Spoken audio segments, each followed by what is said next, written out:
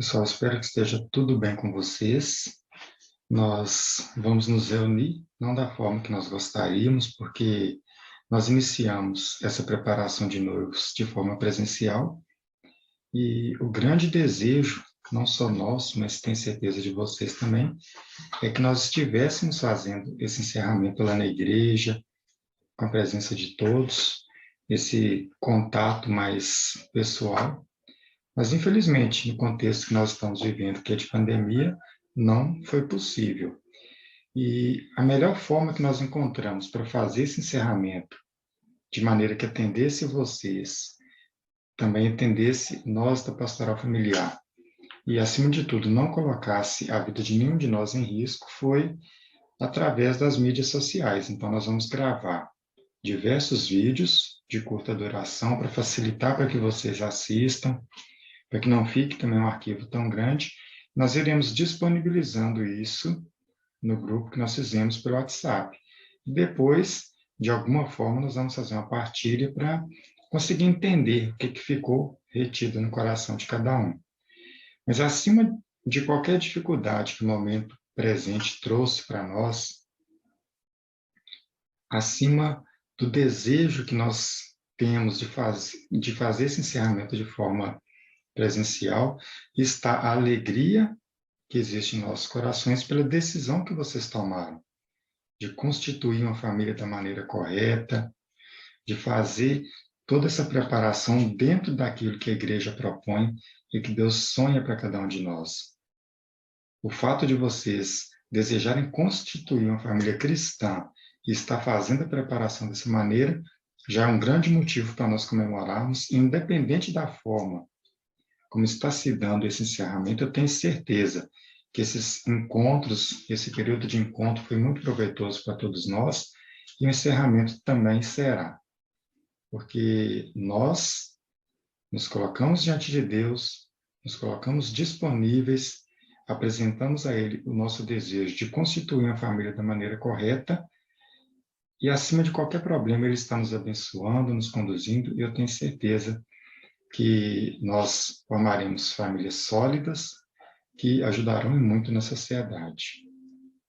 A gente espera que vocês aproveitem bem essa palestra, mesmo que seja à distância, né? E que o Espírito Santo possa tocar no coração de cada um. E desde já, que Deus abençoe a união de vocês, a família que vocês decidiram formar. Nós vamos começar com a oração inicial, porque o assunto que nós vamos tratar hoje tem tudo a ver com isso. Nós vamos falar da sexualidade, mas também nós vamos falar da espiritualidade. Não tem como a gente fazer qualquer encontro cristão, seja ele presencial ou online, sem que nós iniciemos nos colocando na presença de Deus, conversando com Ele, clamando as bênçãos e as luzes do Espírito Santo. De cara já tem esse slide aí com uma mensagem muito bonita, que já começa a despertar essa reflexão no nosso coração. Eu tenho o símbolo das duas alianças, elas estão entrelaçadas, não tem como separar uma da outra da forma como está aí, simbolizando a união da família cristã, que é indestrutível. A partir do momento que Deus abençoou através do sacramento do matrimônio, nada rompe esse laço. E a frase é muito significativa também. O casamento é como uma longa viagem em um pequeno barco a remo. Se um passageiro começar a balançar o barco, o outro terá que estabilizá-lo. Caso contrário, os dois afundarão juntos. Primeiro, é interessante que é um pequeno barco. Não é um barco enorme, não é um navio, um transatlântico, nada que seja para ostentar. É na simplicidade, assim como é tudo dentro do reino de Deus. E é um barco a remo, não tem motor. É a remo, porque o casamento, para dar certo, depende de esforço. Não é uma fórmula mágica. Por isso que a gente sempre frisa que não é um curso de noivos, porque não tem como a gente aprender dessa maneira. É uma experiência. Deus, ele sempre nos conduz para experiências. É um barco a remo, porque marido e mulher, e futuramente os filhos, tem que fazer esse esforço para que a família avance, mesmo nessas águas perigosas pelas quais nós estamos atravessando, e, acima de tudo, para que cada um também tenha envolvimento e responsabilidade de fazer a família ir pelo caminho correto. E importante também esse equilíbrio que deve existir na família. No exemplo do barco, se um começar a balançar demais, o outro tem que estabilizar. Caso contrário, os dois caem. É a família que afunda. Então, a responsabilidade de fazer com que a família dê certo é de cada um de nós. E é nesse intuito que nós faremos o nosso encontro, que nós faremos as nossas reflexões e começaremos nos colocando na presença do Senhor, invocando as luzes e bênçãos sobre cada um de nós. Então, eu convido os casais a fecharem os olhos. Nós vamos invocar o Espírito Santo. Enquanto Isaac falava da aliança, me veio no coração, né, a ideia de que no casamento os dois perdem e os dois ganham, né? E se a gente tem Deus, a gente pode perder tudo, mas a gente não perde nada, né? Porque Deus ali é a base que sustenta a família, que sustenta o casal. Então vamos pedir ao Espírito Santo para vir, né, ao nosso encontro nesse momento, que essa preparação seja muito proveitosa, que a gente tire o melhor, né, dessa preparação, principalmente nesse momento difícil que a gente está vivendo. O Espírito Santo vem acalmar o nosso coração e abençoar o nosso encontro. Vinde, Espírito Santo, enchei os corações dos vossos fiéis e acendei neles o fogo do vosso amor. Enviai o vosso Espírito e tudo será criado e renovareis a face da terra. Oremos. Ó Deus, que instruíste os corações dos vossos fiéis com a luz do Espírito Santo, fazei que apreciemos retamente todas as coisas, segundo o mesmo Espírito, e gozemos sempre de sua consolação, por Cristo Senhor nosso. Amém. Sagrada Família, rogai por nós. Dessa forma, nós iniciamos os nossos encontros e reflexões, em nome do Pai, do Filho e do Espírito Santo. Amém. Depois de termos rezado, pedido as luzes do Espírito Santo, nós vamos iluminar o nosso encontro com a Palavra de Deus. A Palavra de Deus que é o centro das nossas vidas, é a bússola que nos mostra o caminho correto a seguir. Então, nós não poderíamos jamais fazer um encontro cristão sem pedir essa orientação para Deus, e é isso que nós vamos fazer, ouvindo a leitura de um trecho do primeiro livro da Bíblia, que é o livro do Gênesis. Leitura do livro do Gênesis. Então, Deus disse: façamos o homem à nossa imagem e semelhança, que ele reine sobre os peixes do mar, sobre as aves do céu, sobre os animais domésticos e sobre toda a terra, e sobre todos os répteis que se rastejam sobre a terra. Deus criou o homem à sua imagem, criou a imagem de Deus. Criou o homem e a mulher. Deus os abençoou. Frutificai, disse ele, e multiplicai-vos. Enchei a terra e submetei-a. Dominai sobre os peixes do mar, sobre as aves do céu e sobre todos os animais que se arrastam sobre a terra. Palavra do Senhor. Graças a Deus. Então, olha, eu separei aqui alguns versículos e eles irão orientar a nossa reflexão nesse primeiro momento. O primeiro versículo é esse aí, olha. Façamos o homem à nossa imagem e semelhança. Esse versículo, né, representa uma fala do próprio Deus no momento em que ele estava criando o ser humano. Todo mundo já ouviu esse versículo, mas às vezes a gente não para pensar na dimensão disso, no que isso significa para a nossa vida. Quando Deus fala, façamos o homem à nossa imagem e semelhança, e ele estava nos criando, isso mostra que ele estava imprimindo em nosso ser a capacidade da afetividade. Por quê? Deus é amor. E nós, criados à semelhança de Deus, somos, então, semelhança do amor. E porque Deus é amor. São João ele vai dizer isso muito claro nas suas cartas. E se nós somos imagem e semelhança do amor, para que isso realmente seja uma verdade absoluta em nossas vidas, nós temos que demonstrar isso nos nossos relacionamentos. Deus, ele ama incondicionalmente. E nós só demonstraremos para o outro que nós realmente somos filhos de Deus, que nós entendemos essa dimensão, se o amor determinar o tom de todos os nossos relacionamentos.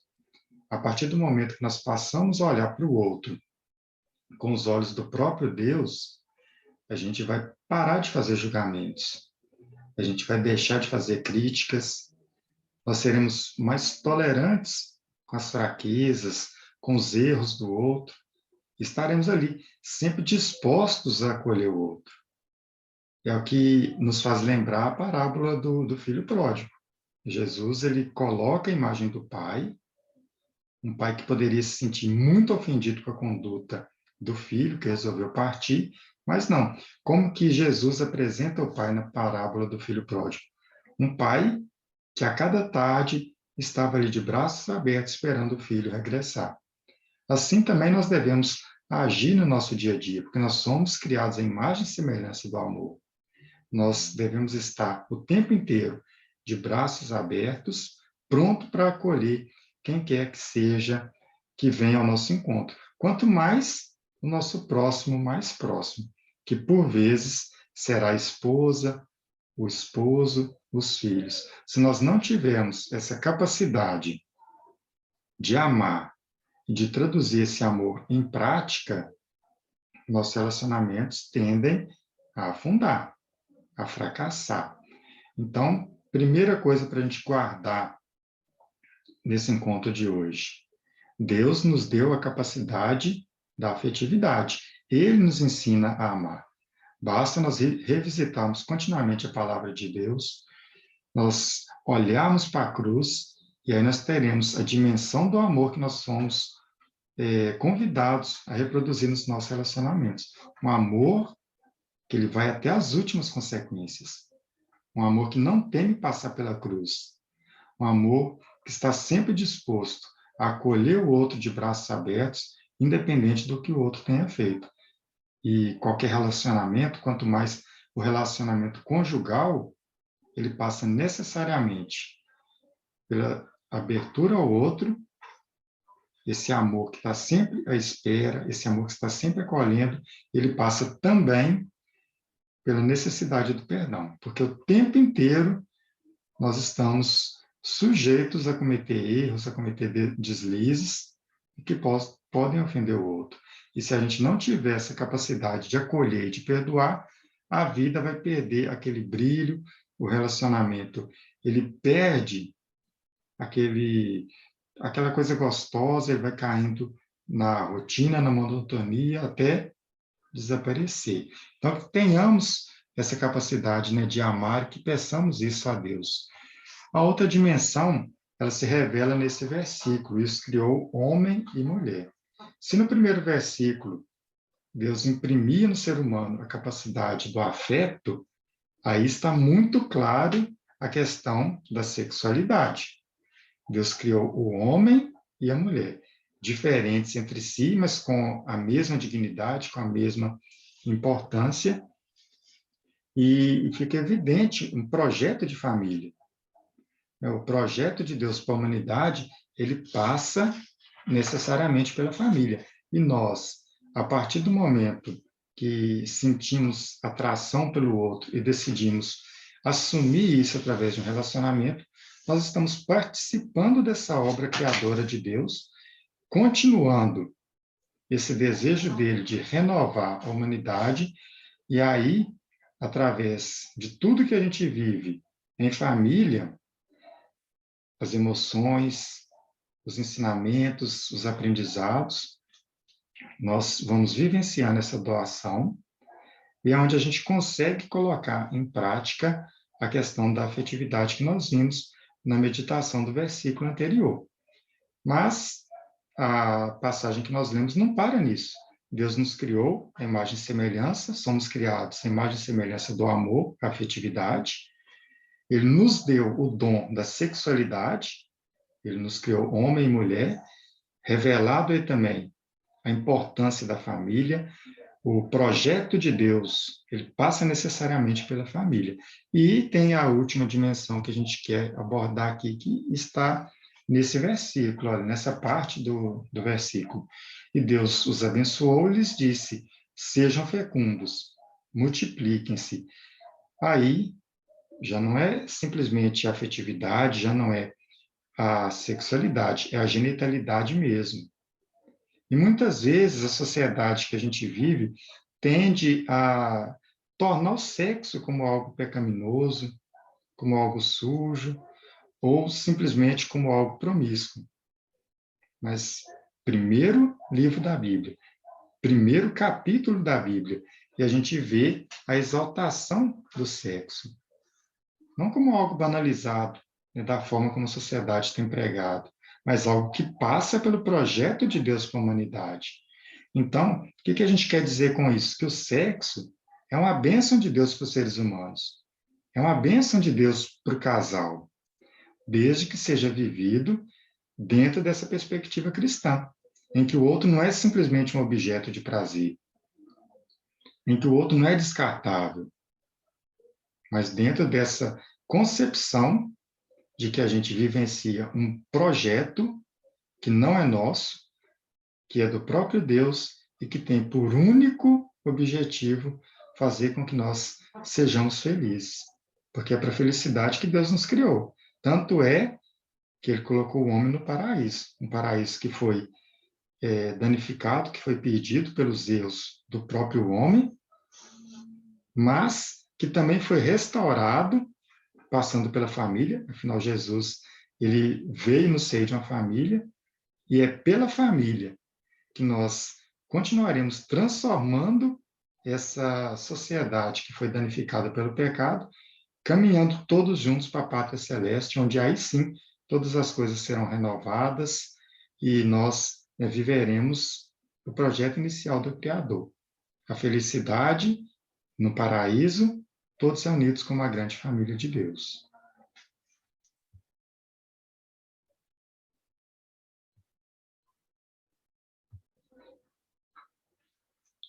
Dando sequência, mais um tema muito importante para nós refletirmos, lembrando que nós estamos numa reflexão que visa a constituição de uma família. E todos esses temas que nós estamos abordando de forma breve, mas procurando aprofundar dentro das limitações que a realidade nos oferece, são muito importantes. Por isso, olha, a gente traz agora o tema da sexualidade. É algo que está no centro do ser humano. É por isso, inclusive, que no slide aí, olha, vocês podem observar que sexualidade, a palavrinha, está bem no centro. Porque realmente é algo que está no centro da nossa personalidade. Embora muitas pessoas hoje não saibam o real significado de sexualidade. A maioria das pessoas tendem a confundir sexualidade e sexo. Mas são realidades diferentes. A sexualidade ela até está presente no sexo, mas ela não se limita ao ato sexual. Por quê? Gente, isso dá sequência àquela reflexão que nós fazíamos quando meditávamos nos versículos do Gênesis. Aquelas 3 dimensões que Deus colocou no ser humano: a afetividade, a sexualidade e a genitalidade. É isso aí. A sexualidade tem a ver exatamente com isso. Por quê? A sexualidade tem a ver com a nossa personalidade. É tudo aquilo que existe em nosso ser, em nossa personalidade, em nosso caráter, e que se traduz na forma como nós nos relacionamos com as outras pessoas. E nesse sentido, é que a sexualidade está além do sexo. Ela está presente em nós, que somos casados, numa criança que acabou de vir ao mundo, lá no Papa Francisco, que é celibatário, que ele não vive a dimensão da genitalidade, que ele vive sozinho, mas independente da nossa forma de ser, da nossa opção de vida, da nossa vocação, todos vivem a sexualidade, porque todos nós nos relacionamos. E é por isso, olha, que a gente deve trabalhar essa dimensão do nosso ser, porque aí sim nós teremos um relacionamento mais saudável com as outras pessoas. Essas três dimensões, repito, a afetividade, a sexualidade, a genitalidade, elas têm que estar em harmonia, em equilíbrio. É isso que faz com que as pessoas se relacionem de forma mais saudável umas com as outras e consigo mesmas. Por isso, essas palavrinhas aí são importantes. Olha, sentir-se vivo, autoaceitação, autoestima, autocuidado, carinho, namorar e o sexo também. É que o sexo faz parte disso. Inclusive, o sexo sem a dimensão da sexualidade, ele é vazio. É nesse momento que as pessoas acabam se tornando objeto, né, ou transformando a outra em um simples meio de se alcançar o prazer. A importância dessas palavrinhas, né? A gente fica observando. Se uma dessas características entrar em desequilíbrio, né, acaba atrapalhando e muito, né, essas demais questões, né? Olha, autoaceitação, autoestima, se isso não estiver bem definido dentro da gente, bem trabalhado, vai atrapalhar na questão do namoro, do sexo, da vida em casal e num conjunto, né, como um todo mesmo. Então, olha, dando sequência aqui nos slides, primeiro, gente, agora nós vamos falar sobre a harmonia sexual no casamento. A sexualidade voltada mesmo para a questão do casamento. E esse primeiro tópico aí é muito importante, olha, a harmonia sexual deve ser querida, né? Deve ser desejada e buscada pelos dois. Necessita de tempo e dedicação. O que significa isso? A gente tem conhecimento de muitos casais que enfrentam muitos problemas no casamento, voltados simplesmente para a questão sexual. E o que a gente observa quando a gente analisa a situação de cada casal? É que a raiz desses problemas está no fato de que eles não adquiriram uma harmonia sexual. O que seria essa harmonia sexual dentro do casamento? Um saber entender os limites do outro. O respeito, que é a base de todas as relações humanas. O que o outro gosta? O que não é legal para o outro? O que o outro não aprova? O que é bom para aquele relacionamento? O que não é? Até onde os dois podem ir na questão do sexo em si, dentro do casamento? A partir do momento que marido e mulher conversam sobre essas coisas, estabelece ali o que é o ritmo daquele relacionamento, eles estão de acordo, eles entram em harmonia sexual. E é esse ponto fundamental que faz com que tudo mais dê certo. A partir dessa harmonia sexual, eles atingem naturalmente uma felicidade, eles podem se doar um ao outro de forma mais plena e, é lógico, né, vai repercutir em todos os momentos do dia a dia. Então, a base de tudo para a gente começar a falar no sexo dentro do casamento é levar vocês a refletirem que vocês precisam conversar sobre esses assuntos agora e estabelecer critérios que irão garantir que vocês tenham essa harmonia sexual. Do contrário, vocês andarão, assim, descompassados. E é bíblico que tudo aquilo que está dividido não subsiste. Então, até nisso, a gente tem que estar em comum acordo e caminhando na mesma direção.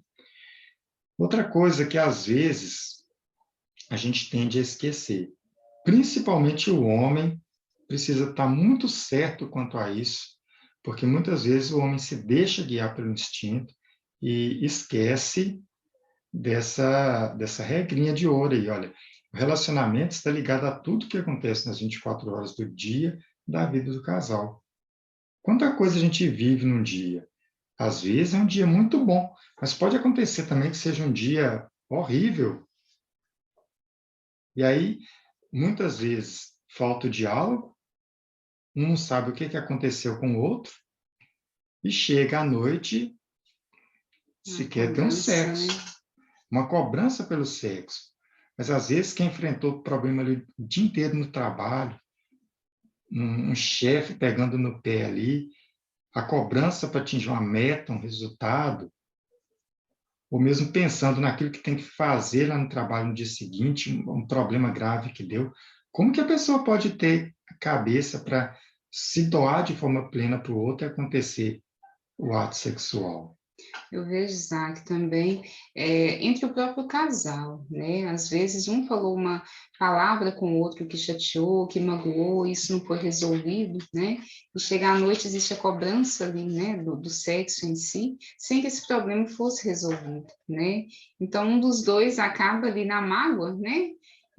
Negando ou fazendo sexo por obrigação, né? E corre esse risco desse sexo um simples ato sexual realmente, sem essa harmonia que foi citada antes, né? Essa harmonia entre o casal. É porque o sexo ele não é um ato isolado, né? Ele não é algo vazio.